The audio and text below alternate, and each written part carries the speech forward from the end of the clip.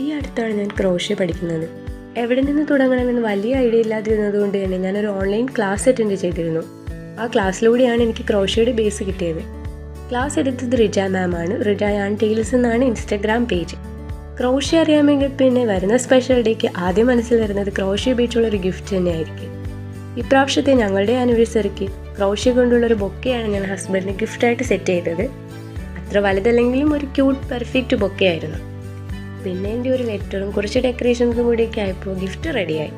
അതുപോലെ ക്രോഷ്യ പഠിക്കാൻ ആഗ്രഹമുള്ളവർക്ക്, പ്രത്യേകിച്ച് തുടക്കക്കാർക്കും റിജ മാമിൻ്റെ ക്ലാസ് വളരെ ഹെൽപ്ഫുൾ ആയിരിക്കും.